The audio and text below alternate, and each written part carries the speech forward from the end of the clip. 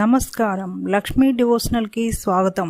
మీరు మా ఛానల్ ను మొదటిసారి చూస్తున్నట్లయితే మా ఛానల్ ని సబ్స్క్రైబ్ చేయండి, బెల్ ఐకాన్ ని క్లిక్ చేయండి. దాని ద్వారా మేము చెప్పే మరిన్ని విషయాల గురించి తెలుసుకోవచ్చు. మా వీడియో మీకు నచ్చినట్లయితే లైక్ చేయండి, షేర్ చేయండి. వీడియోను స్కిప్ చేయకుండా పూర్తిగా చూడండి. ఓం శ్రీ గణేశాయ నమః.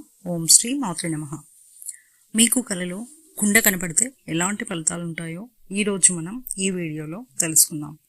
కలలో నీటితో నిండినటువంటి కుండ కనపడితే ఇది చాలా శుభసూచకం.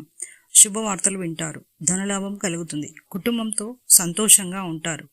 కలలో కొత్త కుండ కనపడితే ఇంట్లో శుభకార్యం జరుగుతుంది, కొత్త అవకాశాలు వస్తాయి. కలలో ఖాళీ కుండ కనపడితే మీరు చేసే పనులలోనూ లేదా చేయబోయే పనులలో నిరాశకు గురవుతారు, మానసికంగా ఇబ్బందులకు గురవుతారు, ఆర్థికంగా జాగ్రత్త వహించాలి. కలలో పగిలిన కుండ కనపడితే మీరు చేసే పనులలోనూ ఆటంకాలు ఎదురవుతాయి.